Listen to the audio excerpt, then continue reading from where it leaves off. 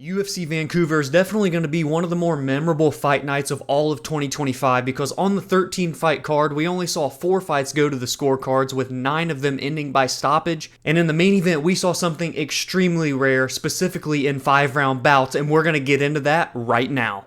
And what was that rarity, you may ask? Well, it was a corner stoppage between rounds 4 and rounds 5 where Reinier de Ridder would quit on the stool, they would throw in the white flag, and Brendan Allen would be awarded the 4th round TKO victory over the undefeated in the UFC Reinier de Ridder, who was also a 2-weight champion and won championship. And so, of course, this led me to do some digging, trying to find the last time that we saw a corner stoppage in similar fashion to this. And while there were, of course, options that showed up over the 32-year history of the UFC, the most recent that I could dig up was in November of 2021, where Cynthia Calvillo would quit on the stool in between round 2 and 3 when she was facing Andrea Lee. And for 5 rounds specifically, something that is notable is when Raquel Pennington fought Amanda Nunes for the championship back in 2018, where Raquel wanted to stop the fight in between rounds. Her corner urged her to move onward, and then she would ultimately succumb to strikes and be finished in the 5th round by the dominant Nunes. So again, the most recent that I could find in digging up on Google was November of 2021, Cynthia Calvillo quitting against Andrea Lee. But if you can find something more recent, be sure to let me know down in the comments below. But this should show you just how rare something like this is,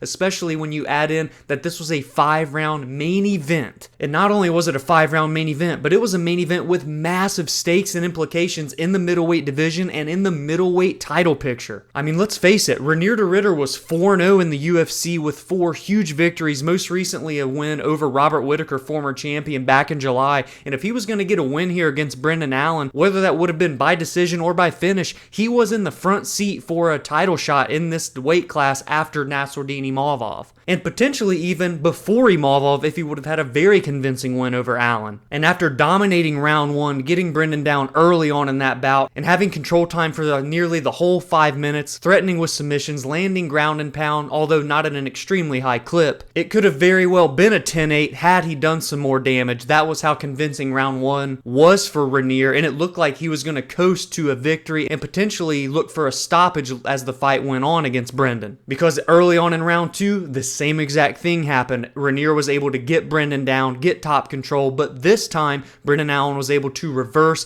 get top control himself, and this is when the tide immediately turned. Because after a 1 minute and 48 seconds of control time in round 2 for RDR, after the reversal, Allen would finish the round with 2 minutes and 45 seconds of control time, raining down thunderous ground and pound strikes, therefore tying the bout up 1 apiece heading into the 3rd. Reinier would once again get the fight down to the mat. Allen would once again reverse for his 2nd consecutive round, doing so, get over 3 minutes of control time, more ground and pound, submission threats, and then in round 4, Brendan Allen would be the one to land the takedown just 4 seconds into the first of 2 championship rounds, and he would rack up 4 minutes and 56 seconds of control time and land 37 of 45 strikes down on the mat, and have a submission attempt thrown in there as well. And then when the bell would ring for both fighters to head to their corner for the 5th and final round, RDR could barely get up from the canvas. He would stumble to his stool, and in between rounds, before the 5th and final bell could sound, Reinier de Ridder said he couldn't do it any longer. His corner threw in the towel. The referee, Jason Herzog, called off the fight, and Brendan Allen would become the winner via TKO corner stoppage, meaning that Brendan Allen has now won 9 of his last 11 bouts, 2 in a row now in 2025 over Marvin Vettori and Reinier de Ridder. And come Tuesday morning, he will go from number 9 in the middleweight division into the top 5 for the first time in his career, and potentially is just 1 more win away from his first ever title shot. From being dominated in round 1, looking like it was going to be a very long night for him,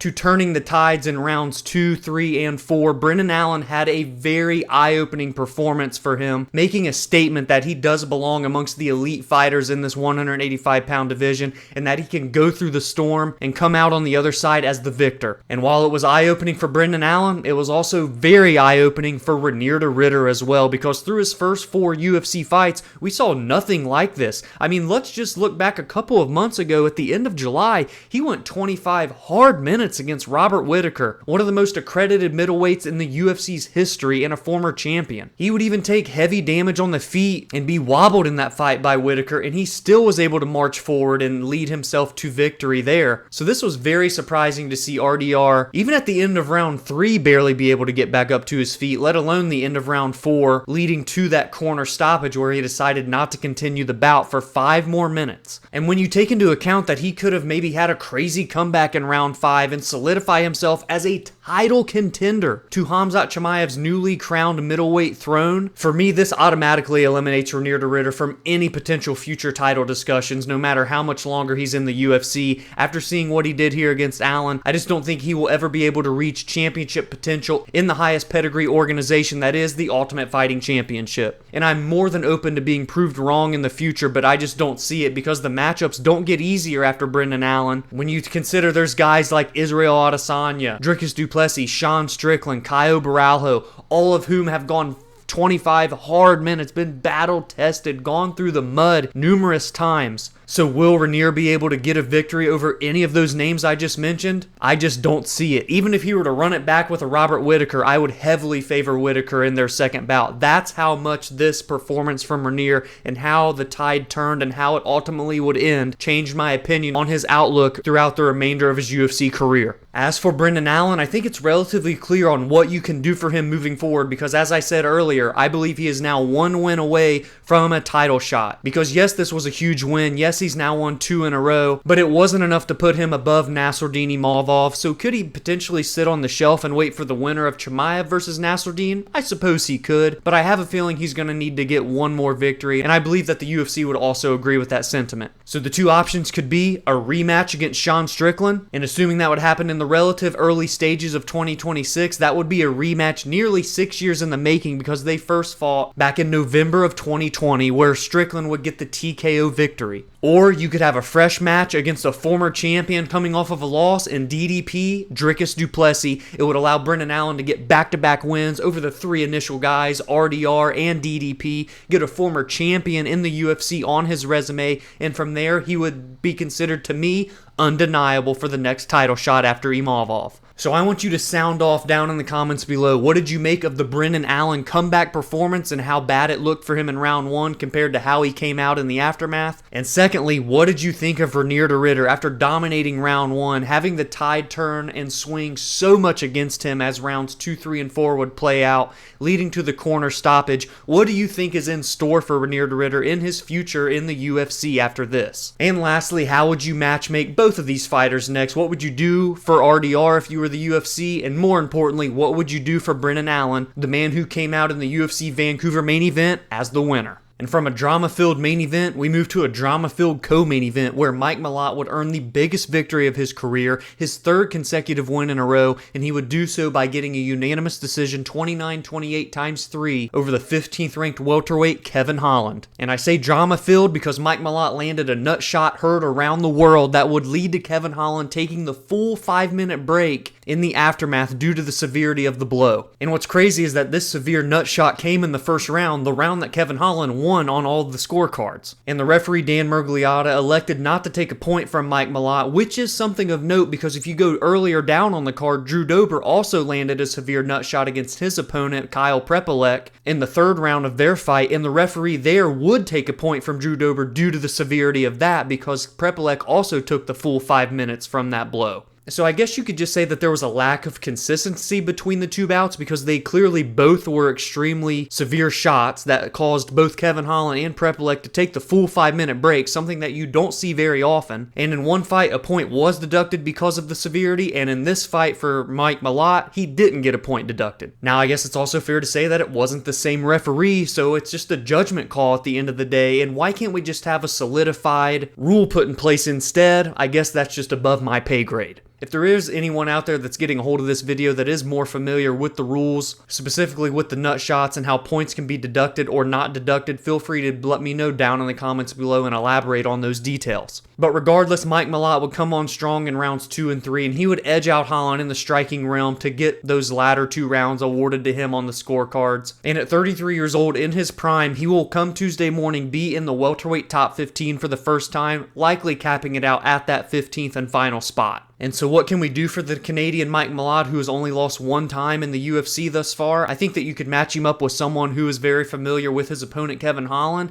and that would be the number 13 ranked Daniel Rodriguez. They would both be coming off of victories against the same man and fighting for their opportunity to inch their way closer to the top 10 in this welterweight division. A fight that would likely play out on the feet, would be very fan friendly. That would be the fight that I would do next for Mike Malott. In the featured bout of the evening that included 2 top 10 bantamweights, the 7th ranked former title challenger Marlon Vera and the 9th ranked surging Aiemann Zahabi, we would see Zahabi get the split decision win, improving his win streak to now 7 in a row, which is the 3rd biggest win streak actively amongst top 15 bantamweights right now, only behind Mario Bautista, who fights next weekend, and the champion in the weight class Merab Dvalishvili. And the last 3 specifically are what has put Zahabi on the map from a namesake perspective, and those were wins over Pedro Munoz, longtime top 15 bantamweight, Jose Aldo, the former featherweight king turned bantamweight title challenger, and now Marlon Vera. But many people are also arguing that you could say Zahabi has actually lost 2 fights in a row rather than won 7, because a lot of people sided with Jose Aldo in their fight back at UFC 315 in May, and here against Vera, not only was it a split decision rather than a unanimous, meaning that Vera was able to earn the fight on one of the 3 judges' scorecards, but a lot of people also are leaning at the fact that Vera seemed to land the more impactful blows that included a knockdown in round 2. All in all, the scorecards that sided with Zahabi and would ultimately allow him to become the victor in the bout scored rounds 1 and 3 for him, with round 2 going to Vera, and the scorecard from Sal D'Amato that sided with Marlon Vera would award him round 2, where he secured the knockout, and the opening round 1. And if you look at it from a stat perspective, Zahabi would outland Vera in all 3 rounds, 20-11 in round 1, the closest round being round 2, 24-21, but that's where the knockdown would take into account. And in round 3, we would see the biggest discrepancy, as Zahabi would outland Vera 37-24. From a total strikes perspective, it was 153-152, and from a significant strikes perspective, it was 152 for both of them, with Zahabi outlanding 81-56.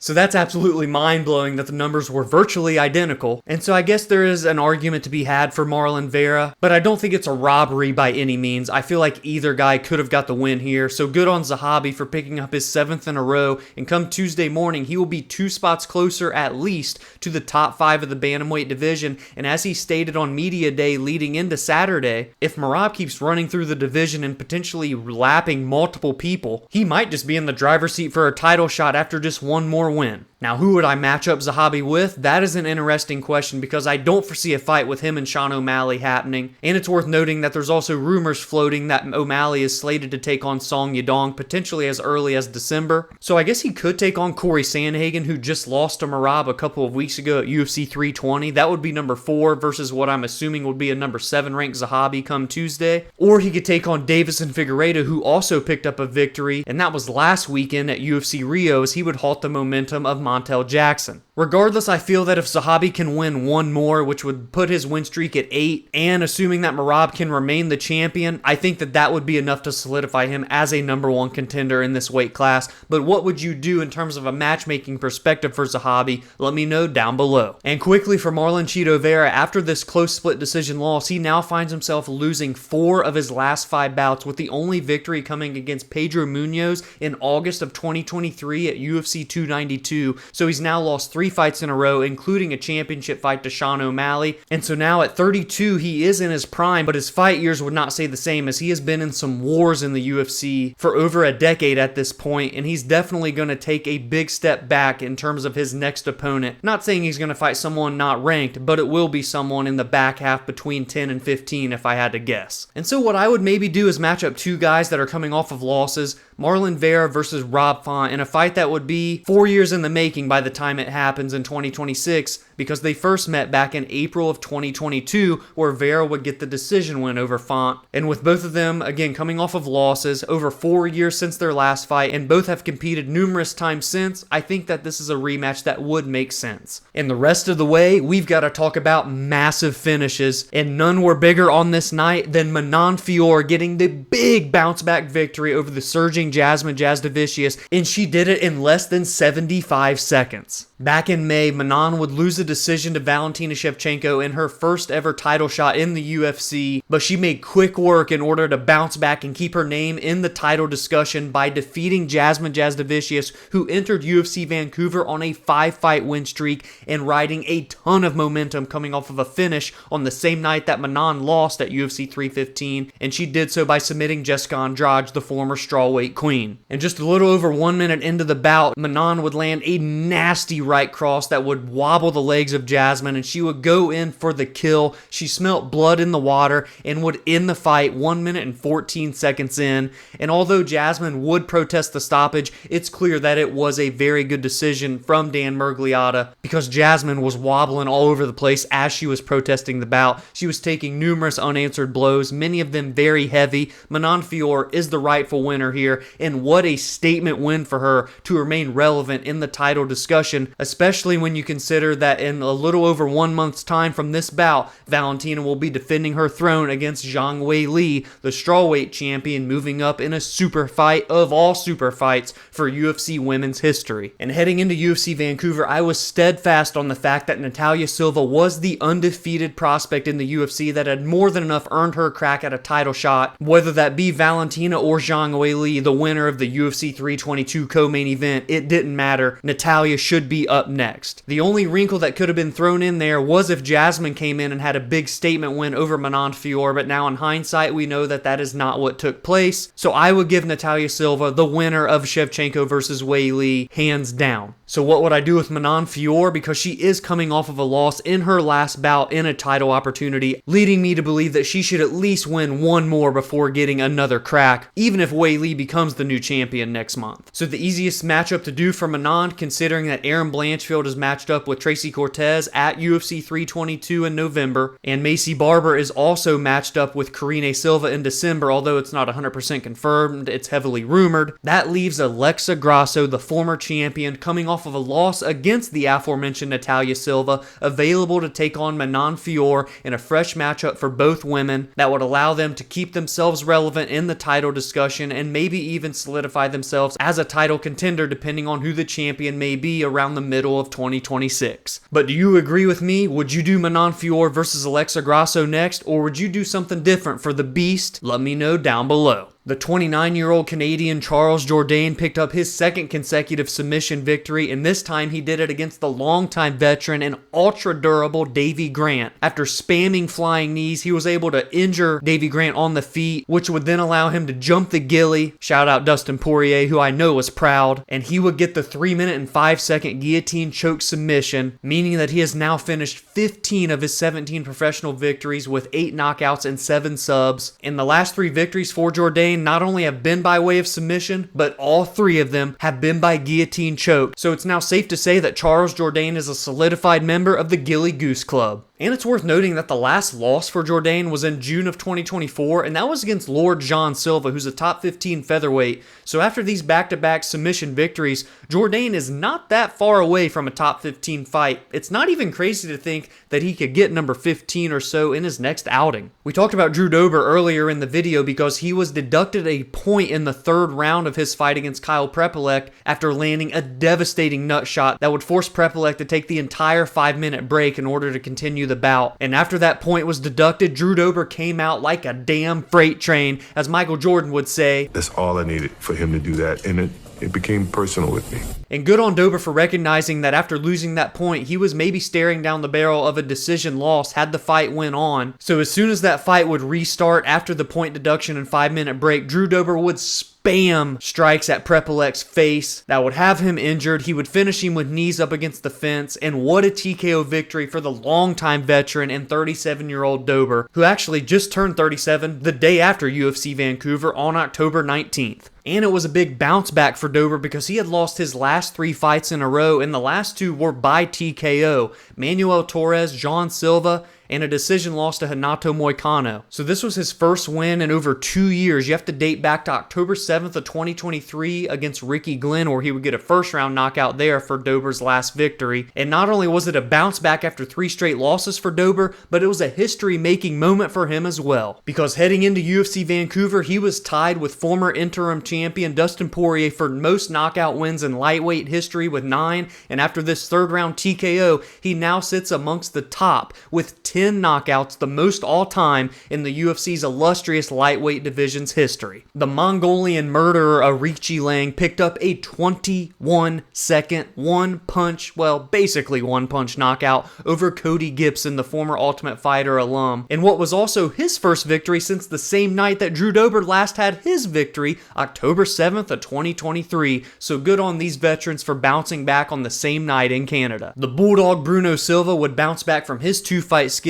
spanning December of 2024 against Manel Kape and June of this year against Joshua Van, and he did so with a third-round submission over Hyunsung Park, who was coming off of a short notice loss to Tatsuro Taira in a main event back in August. And although Silva was on a 2-fight skid coming into UFC Vancouver, it's worth noting that in total he's won 5 of his last 7 bouts, and he now holds his spot in the top 15 of the flyweight division. And although Silva has been in the UFC since 2019, there are a lot of fresh matchups that you could do for him in the top 15 of this flyweight division. Names include Tim Elliott, Steve Erceg, Tigru Ulanbekov, and Charles Johnson, so any of those 4 names make sense next for the Bulldog. The 25-year-old Stephanie Luciano put on a clinical performance over Ravena Oliveira en route to a third-round submission win in what would be the first submission of Luciano's career. The 2023 Contender Series alum is now 2-1 in the UFC, and the loss was to Sam Hughes, a longtime battle-tested vet. And at just 25 years young for Luciano, she still has a lot of room to grow to reach her potential and her prime. So after maybe 2 or 3 more victories, we could be talking top 15 potential for Stephanie.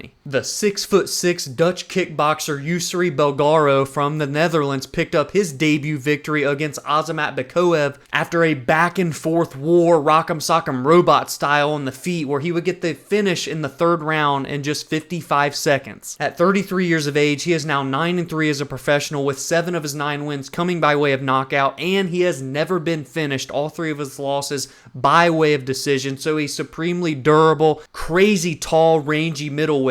This is a very fun addition to the 185-pound division, considering his high credibility in the kickboxing realm, so I really look forward to how the UFC will matchmake Yousri moving forward. And last but not least, in the opening bout of the night, Canada's own Melissa Croden picked up a victory in her UFC debut as well, improving to 7-2 overall and keeping her 100% finish rate intact. 7 wins, 7 finishes, 6 knockouts, and 1 submission, and this was a third-round TKO over Tainara Lisboa, where Melissa Croden had to show the dog that she holds deep inside of her, because this was a very grinded out style of fight where it didn't start out well for Croden, but as rounds 2 and 3 would take place, she would take this fight over, and she was so insanely aggressive, moving forward, marching down Lisboa, draining the will out of her, leading to that late third round finish with just 28 seconds remaining in the fight. And at 34, she's right on the end of those prime years, so not necessarily a young up-and-comer upon her UFC debut, but you pair this big performance with the fact that she is in the bantamweight division, a division that is not very deep right now, and I believe that Croden has some very, very fun potential moving forward in the 135-pound division. So that is it for the UFC Vancouver recap, and I want to get all of your thoughts and your takeaways down in the comments below for those big 4 fights at the top of the bill,